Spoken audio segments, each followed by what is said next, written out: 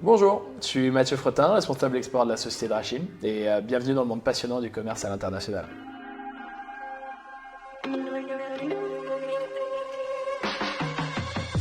Pour vous donner un ordre d'idée, l'export chez Drachim représente une cinquantaine de clients présents sur tous les continents, pour un chiffre d'affaires total d'environ 3,5 millions d'euros. Notre entreprise est spécialisée dans la vente de produits d'hygiène et de désinfection, axée principalement sur les marchés de la collectivité, de l'industrie agroalimentaire et de l'industrie agricole. Ce métier dynamique et stratégique exige une combinaison de compétences techniques que nous allons vous détailler avec Orlane. Bonjour, Orlane Godard, chargée d'affaires réglementaires Drachim et référente export.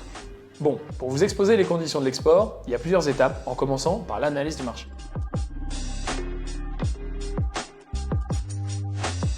En clair, cela correspond à l'identification des opportunités de croissance, la compréhension des tendances du secteur et des concurrents, ainsi que de réaliser des recherches prospectives pour anticiper les évolutions du marché, tout en ayant connaissance de la réglementation locale.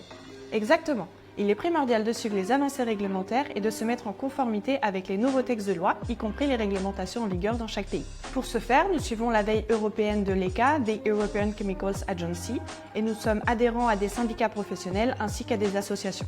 Grâce à ce premier point, nous pouvons passer à la sélection des produits et à l'adaptation aux marchés locaux.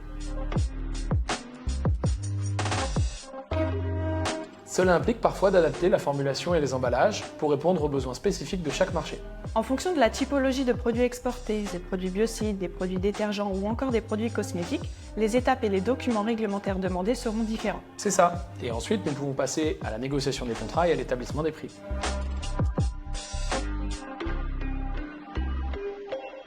Nous devons établir des accords commerciaux solides en tenant compte des conditions de paiement, des quantités minimales, des délais de livraison et des clauses de garantie. Évidemment, la fixation des prix doit être stratégique pour rester compétitif sur le marché tout en préservant la rentabilité.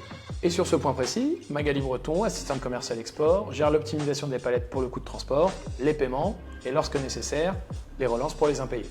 Maintenant, on peut passer à la gestion de la logistique et aux contraintes douanières.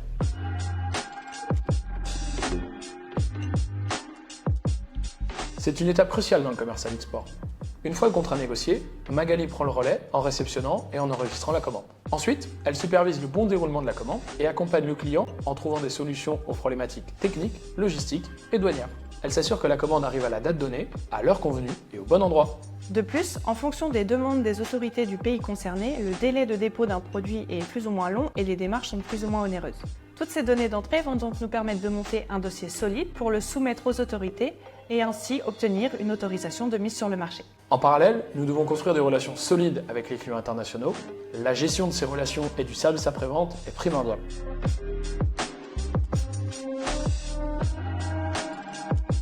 Une communication efficace et une réactivité aux demandes des clients sont essentielles.